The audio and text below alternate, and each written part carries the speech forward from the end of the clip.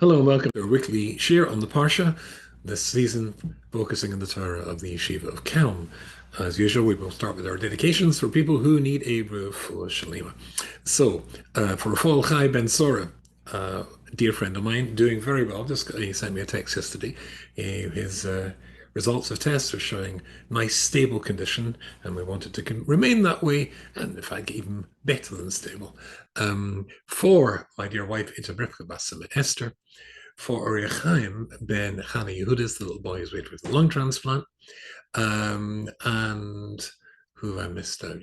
Yecheskel Yehuda ben Yenta, Chai Simcha ben Janet Jamala, and I think that is it. Okay, for this week. They should all have a refuah shalema. Let me remind you once again that if you would like the share dedicated for somebody's refuah or to celebrate somebody's simcha, a bar mitzvah, or of course to commemorate a yortzeit, then please just send a little message to yy@askrabbiyyy.com and we can arrange that toot sweet. Right, so this week's Parsha is the Parsha of Matos.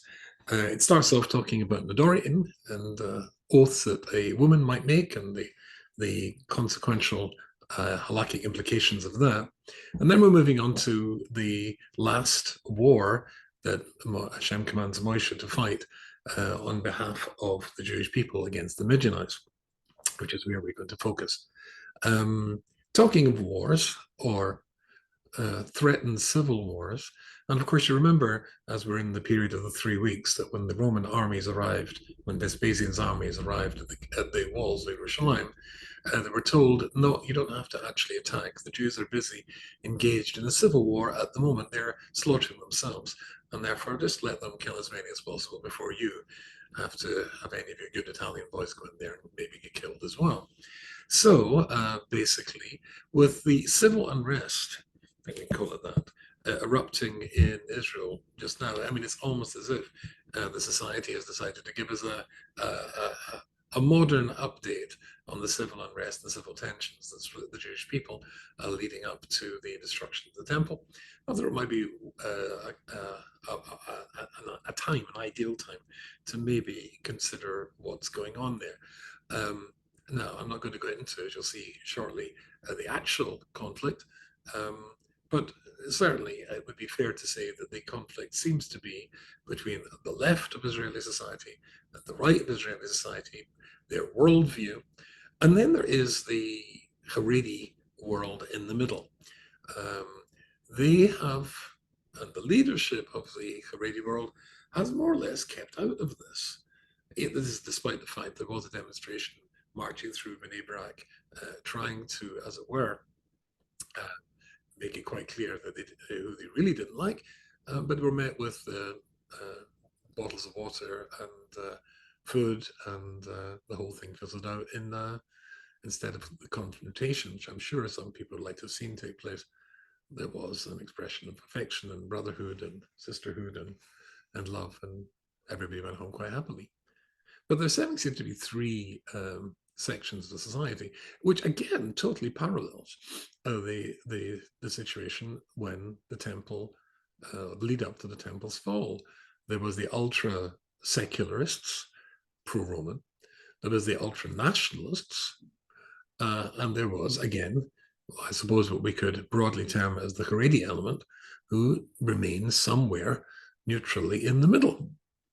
And you may be scratching your head a little bit, or we might be scratching our heads a little bit as to why we are staying so neutral. I wrote about this in my column in the Jewish Press, by the way, in the past. It's certainly something that exercises me quite a lot.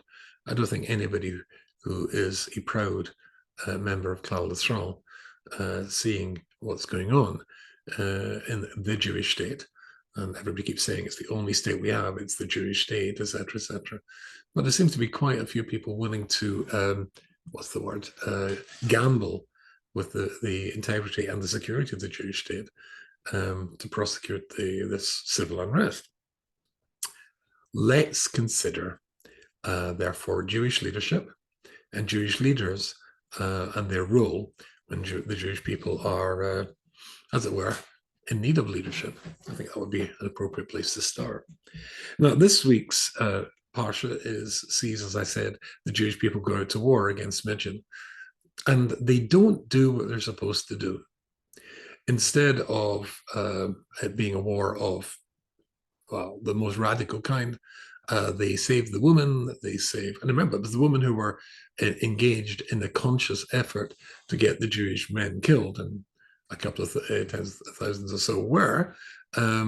So you kind of think that it would be inappropriate to do have any mercy on them. And they bring back children, they bring back cattle, and Moshe is angry with this. Now, the interesting thing is that, well, I'll read this bit to you. I'm going slightly out of order that I had intended, but why not? So this is you'll find this in chapter Lamed Aleph and of Parshas Matos, and it is right at the beginning, Pasuk Aleph. And Hashem speaks to Moshe, saying, Nekon nikmas b'nei Yisrael, go and wage a war of revenge or vengeance on behalf of the Jewish people, because of the Midianites who tried to get you exterminated. And after that, you will be gathered to your people. Euphemism for you're going to pass away.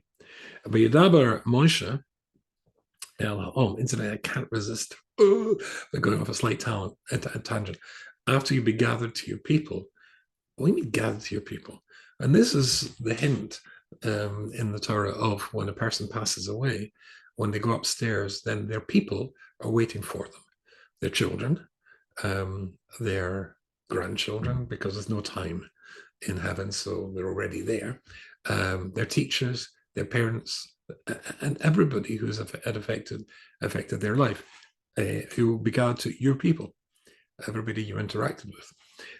Anyway,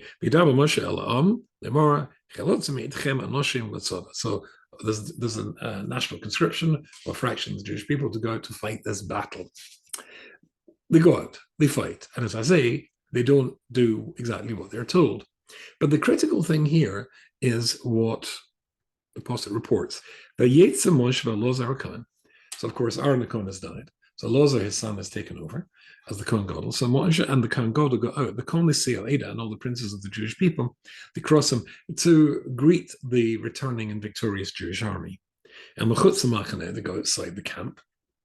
The Yitzav Moshe el Pikudi Hachoel. And Moshe is upset with the Pikudi Hachoel, with those in charge of the army. And Rashi says an astonishing thing here. He goes out and he's angry with the Pikudi Hachoel, the people in charge of the army. Why does it say a Pikudi? Why? Because they took this spoils that they shouldn't have taken. And who is it they're angry with? Mamonim el Hachoel, says Rashi. The ones who are appointed to be in charge of the Jewish people, the leaders, the generals. Very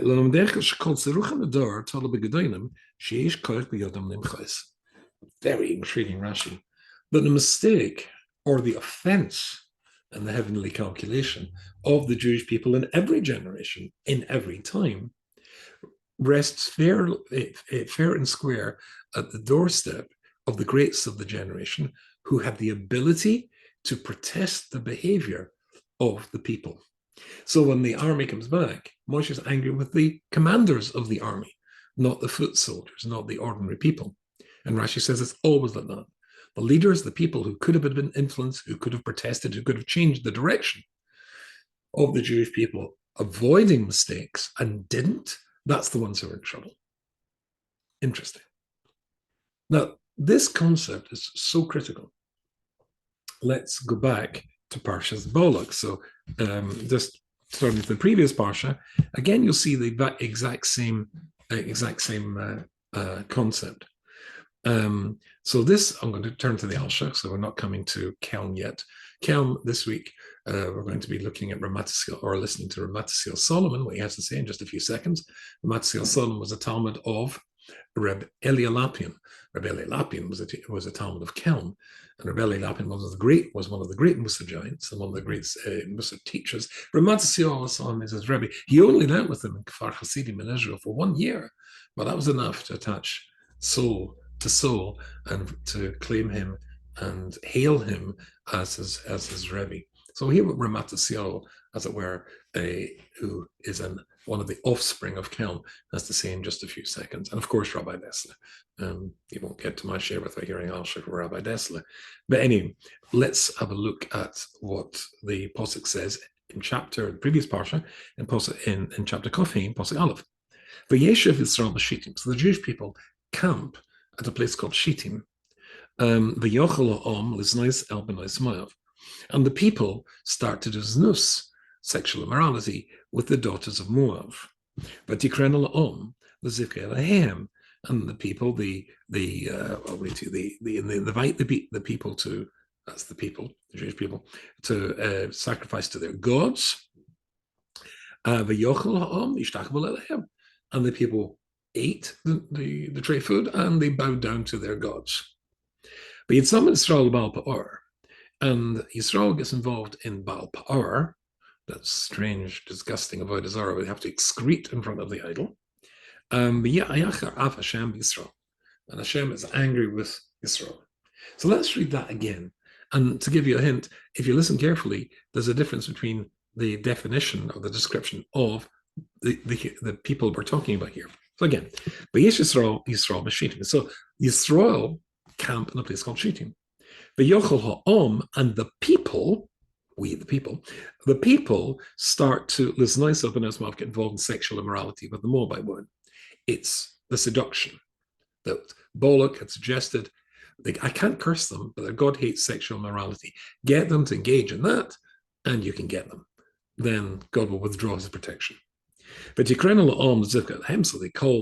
invite the Jewish people to engage in banqueting and feasting and avodah zarah. And the people do that. And the people bow down to their gods. Hashem's reaction. Then it says, and when Yisrael get involved in Baal Pa'or, that was the Midianite woman got the Yisrael to do that. Yichar Hashem Yisrael. Hashem is angry with Yisrael. So why is it referred to as Am, the people, and Yisrael? And the Alshich says very simply, the Am are the ordinary people. The Hebrew is the Hamonam, the simple people. They were easy to seduce. They were easy to corrupt. As a consequence, there is no reaction for Hashem. Again, they start to do sexual immorality with involved in sexual immorality with the daughters of Moab. Hashem's reaction, zero. But and they accept the invitation to get involved to the banquets to their gods, no reaction. And the people eat. God's Hashem's no reaction. But Yisrael Baal Pa'or. But when Yisrael is the term that designates the people in the higher Madrega. There's Yaakov, and then when you reach the higher Madrega, he's called Yisrael.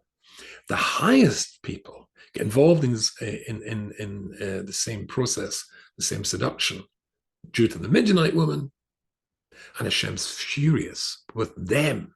Exact same concept that we saw before in Rashi, that there was a reaction, or there is a reaction for the people who could have known and could have acted better, but the ordinary people know. So I said just a few seconds ago, we're going to look at or hear the words of Ramat Solomon. I'll tell you these off by heart because I heard them with my own ears in the Yeshiva. He made a very interesting point, quoting the Brisker Rov. The Brisker Rov, says Ramat once made a very, very interesting observation. Imagine we had a telescope. Instead of a telescope of merely looking and covering distance, it can cover time. And it's able to look back through time. So you put your eye to the telescope, close the other eye, and you see a ship. And there's a very, very strange phenomenon happening. There is a ship which seems to be almost in a bubble, and it's in a storm in the sea, but all the rest of the area around about it is completely calm. And the ship's being thrown up and down. It's in a terrible state. So the sailors on board are all getting out their idols, and they're praying to their gods to save them from imminent death and drowning.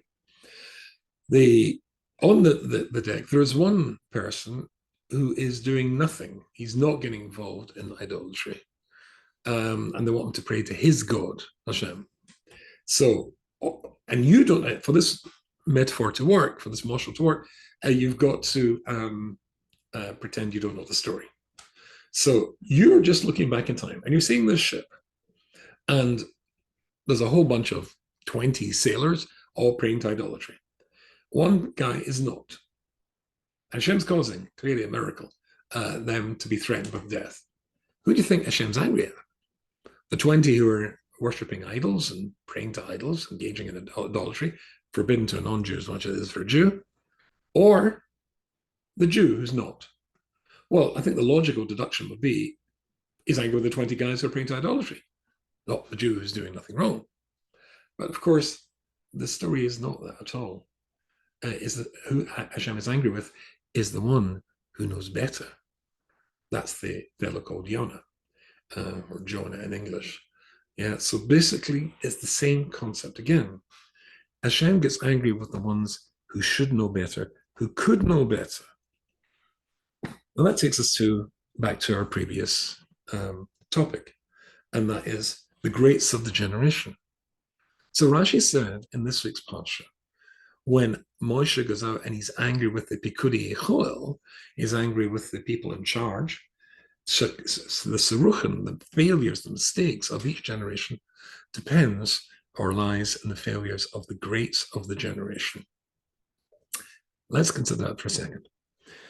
Now, I'm sure we've discussed before the words of Shlomo Melech, who says that, and I mean, this is a well-known concept. Ein tzaddik ba'oretz. There's no such thing as a tzaddik in the world, who does good but doesn't make some mistakes. There's no infallibility is a Roman Catholic concept, which they apply to the Pope, at least when he pronounces. Well, I'm not going to get into Catholic theology. It's supposed to be ex cathedra, but under Pius XII, known as Hitler's Pope, it was extended to anything the Pope said. So, but that's a Christian idea, and maybe other religions too. It's certainly not a Jewish idea. We don't anticipate, we don't accept that there is such a thing as a perfect human being who doesn't make mistakes. The Satmar Rov, we're going very, very far away from Kelm now, but the Satmar Rov, he makes a brilliantly astute comment here. I've always liked this. And obviously, as the Rebbe of sometimes a fractious group of Hasidim, he would, when he says this, he obviously speaking from experience. He looks at the pasuk that says, "In tzaddik ba'oretz." There's no tzaddik in the world who Shasa Tova does good things and doesn't make a mistake. And he says, "Why say in the world?" The message would have been perfectly easily conveyed if it just said, "In tzaddik Shasa Tova." There's no such thing as a tzaddik who does good and doesn't make mistakes. What's this in the world thing? And he says a tremendously interesting insight. He says that even if it to be the case that a tzaddik is faultless and hasn't made a mistake, but if you're in the world and you're dealing with other people, they will assume you have. They will blame you. They will find reasons to assume that it's all your fault. But leaving aside that, I think that very clever insight, but still we come to the idea of Shlomo Melech. There's no such thing as a tzaddik who doesn't make mistakes. Still, tzaddikim make mistakes, but they're still called tzaddikim. That's interesting. Shlomo Melech is very wise. So when he constructs his words, it's with Ruach HaKodesh, it's divine inspiration. He says there's no such thing as a tzaddik in the world who doesn't make mistakes. That means to say that somebody in the world who makes mistakes can still be a tzaddik. You're not untzaddicked simply because you made a mistake. In fact, every mistake that you make is an opportunity, as Shlomo Wolbe, another disciple in the direct descent from Kelm, points out, if you don't make mistakes, you're never going to learn.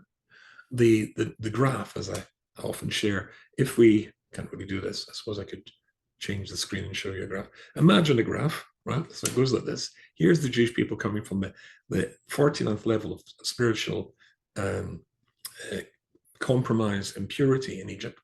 And through 7 weeks of the journey to Mount Sinai, they go up and up and up and up. So the straight line of their spiritual aliyah until they come to Mount Sinai and they get the Torah. Would that be, if that was a graph, would that be a fair historical uh, um, reconstruction? Of course not. 3 days after they come out from Egypt, that's the way, which hand was I using? When they come out from Egypt, then there's a machlokes, a revolt. Where's the water? There's no water. Was that the only blip on the map coming out from Egypt? No, the 7 weeks, the journey from Egypt to Mount Sinai was full of blips. In actual fact, it's rather, instead of being a straight line, it was a wiggly line. We made mistakes, but we got to Mount Sinai.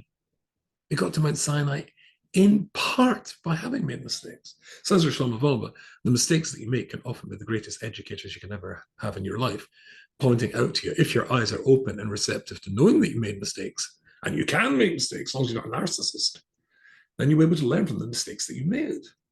Ein tzaddik ba'oresh yastav lo yechta. There can be a tzaddik in the world, but of course he's going to make mistakes. And he will learn from those mistakes. By learning from them, he won't make them again. You might make other mistakes, but as long as you're learning from them, that's not an issue. You're still a tzaddik. So let me ask a question. Who would you rather go to? A doctor who is exceptionally good, but occasionally being a human being and being therefore a fallible creature, he will occasionally make mistakes. Or a doctor who constantly makes mistakes. Well, I mean, it's a rhetorical question, obviously, whereas the Americans say, duh. Obviously, you're going to go to the one who rarely makes mistakes, and you just, as it were, daven that you're not going to be one of the occasions that he makes a mistake. My wife's got a very, very close friend, and she was once going in for quite major surgery, and the doctor and the anesthesiologist or anesthetist, if you're watching this in England, gathered around her on the trolley and said, "We're going to put you to sleep." And she put her hand and touched the anesthesiologist, and she said to him, "Do you remember when you were a young doctor? Do you remember that wonderful feeling you had when you just did a really good day's work and it was all new and you really were successful?" And he said, "Yeah, make this one of those days." Good idea. Make it one of those days.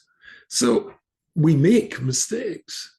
As long as you're making it, something that's going to take you to make it one of those days, there's nothing wrong with making mistakes. Okay, so there is tensions in the Jewish people leading up to a Roman army invading. There's tensions amongst the Jewish people now. Where's Jewish leadership in this one?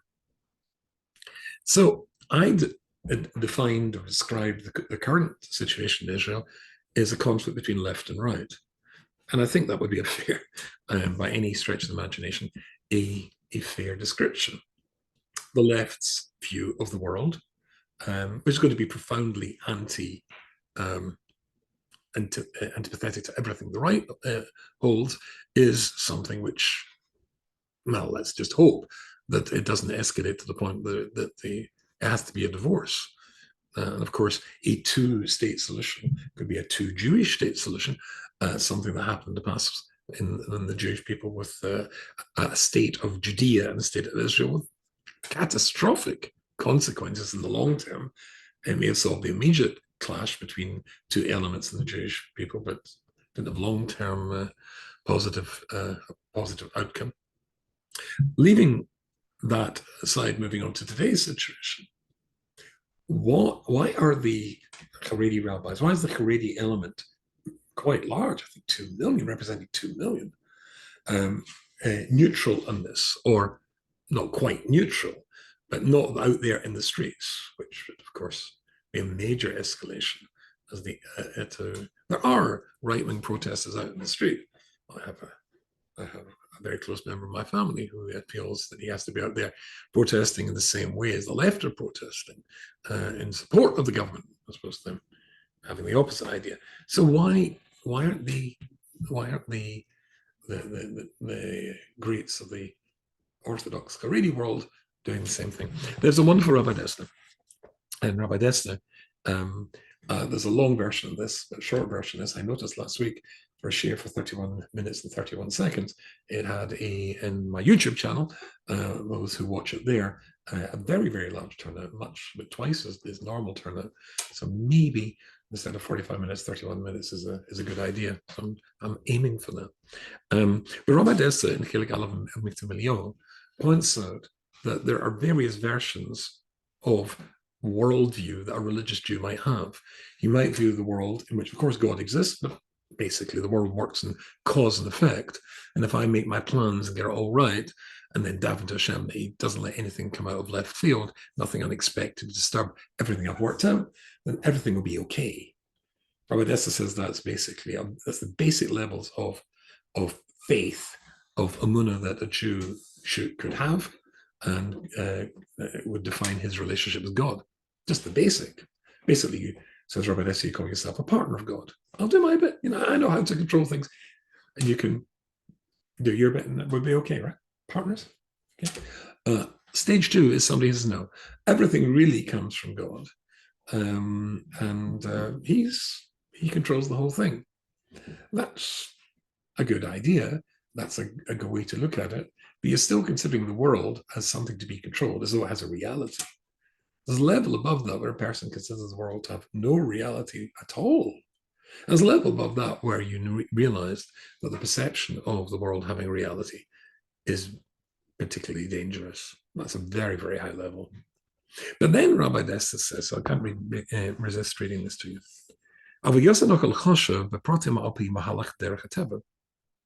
People sometimes have a conversation.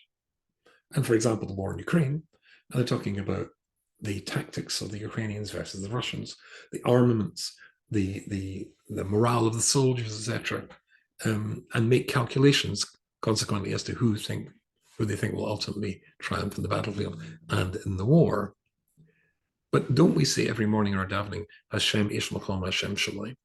Hashem is a God of war. God controls wars, controls outcomes of wars, controls who's victorious, and sometimes, famous historically, you can see many, many conflicts where the underdog takes on a much, much greater enemy and defeats them. So they're discussing it from that point of view. But if Hashem is in control of everything, why are you talking about tactics and armaments and strategy and morale, etc.? Isn't it up to Hashem? So sometimes people say, of course, I accept that. It's just that. It's an easy way it's a shorthand way of talking about it. So Rabbi Dessa says, really, is that? Is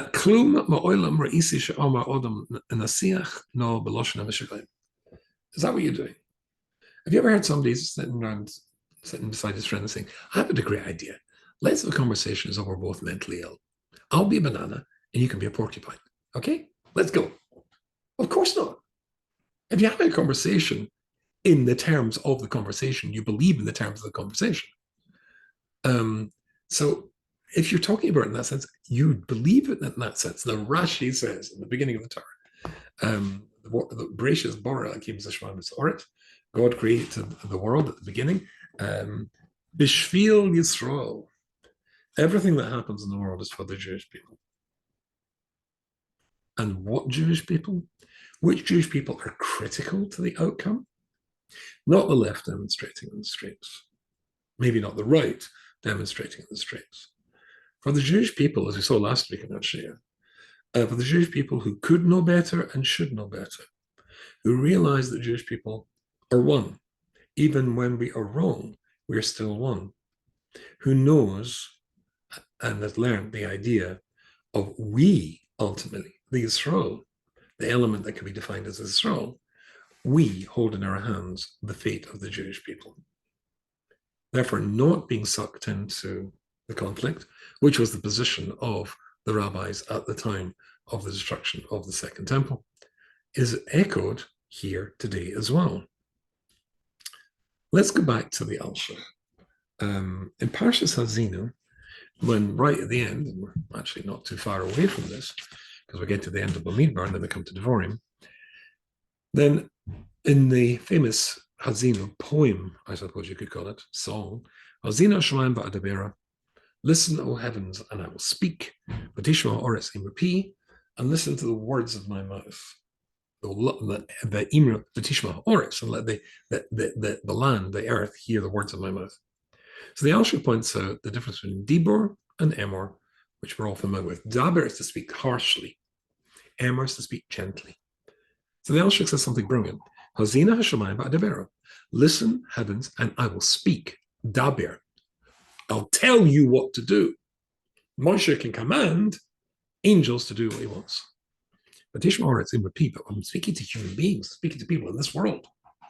Emer, it's got to be Omer. You've got to speak gently.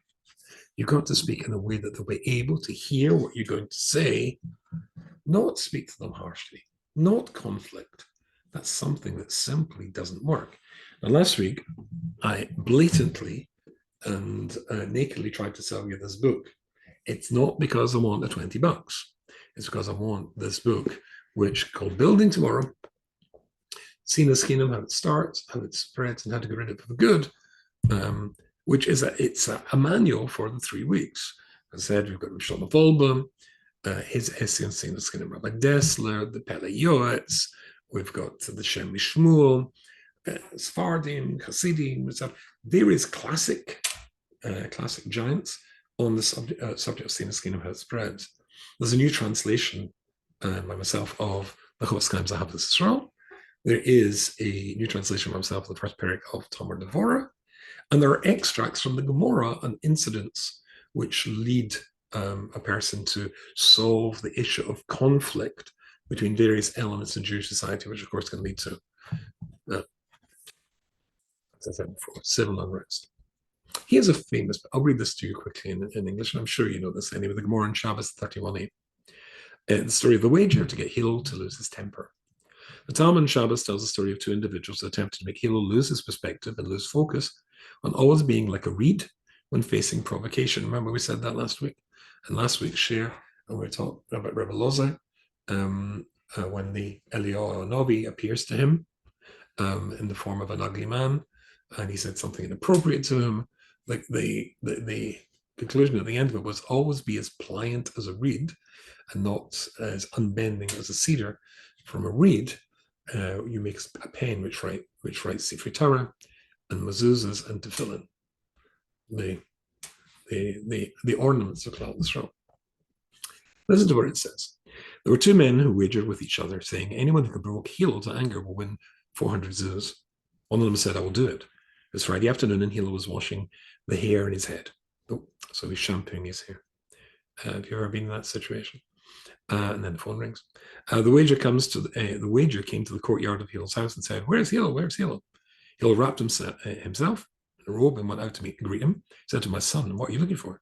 He said, "I've got a question." Ask, my son, ask. The man said, why are the heads of the Babylonians so round? And Hillel replied, my son, you've asked a great question. The reason is because they don't have expert midwives. Now, there's a whole depth to this, but let's just keep it the simple story. The man went and waited a while until, I suppose, Hillel was back in the bath and shampooing his hair again. And he comes back and he shouts, Hillel, where's Hillel? He comes out of the bath, he wraps himself and he comes down. And he says, how can I help you? I've got a question. Sure. Ask, my son. Why are the eyes of the residents of Tadmor weak? It's called Tadmor. Why they got weak eyes? Oh, you've asked a great question, say Hillel. So it's because they live in sand, and sand gets the rise that damages the retina. That's why. Oh, okay. Once again, he waits until the new Hillel is back in the bath, and he comes again. Where's Hillel? Where's Hillel? Oh, he says, I've got another question for you. Ask, my son. So why do Africans have white feet? Kind of Africans. Oh, well, because they live in marshlands, and therefore they have to develop white feet in order not to sink into the marsh. And then the man said to him, getting desperate. Remember, his mission is to get Hillel to lose his temper. It's just not working. I've got many more questions to ask you. And Hillel said, you ask as many questions as you want. So then he got angry. And he said, are you Hillel, they call the Nossi, the Prince of Israel? Yeah. So, well, if you are, there should not be more like you in Israel. Why did he say such a thing? He said, because you lost me 400 zuz as a bet. When Hillel had the story, he said, work in your own temperament. It's worth you losing 400 zuz and another 400 zuz so that I should not get upset. This is something we said in last week's share. Rabbi Loza lost that clarity for a second and made a mistake. But the leaders of Klal Yisrael must remain focused and must never get angry. Go back to the one final thought from the sixth Parsha.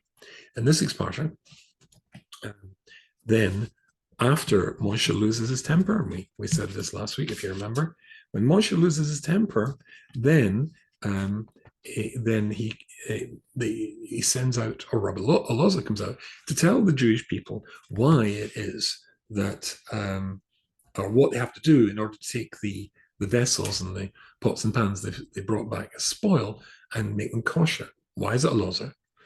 So Rashi says there, as we said last week, Bo leklal kas, bo leklal tos. Because if you have lost your temper, you're going to make mistakes. So the leaders of the Jewish people have to be focused on the fact that really we see it's all about us. It's all about Klal Yisrael. And which section of Klal Yisrael, what message? The ones who should know better and could know better. The problems of the state of Israel are not going to be solved on the streets or on either side of the barricades. There's a message of something fundamentally wrong, again, with the Jewish people. A reaction should be solving that. One last idea. Rich Rosalanta said, when I was young, I wanted to change the world. When I was older and wiser, I thought, I'll start by changing my city. When I got older and wiser still, I thought, I'll start by changing my family. And when I really got wise, I thought, I'll start by changing myself. That was very wise. Maybe the best thing to do is to anticipate that for us, at this moment of a replay, a reenactment of the processes that led to the destruction of the second temple, we should play our part in making sure there's no destruction of the third. I wish you all a very good Shabbos, and speak to you again next week. Shabbos.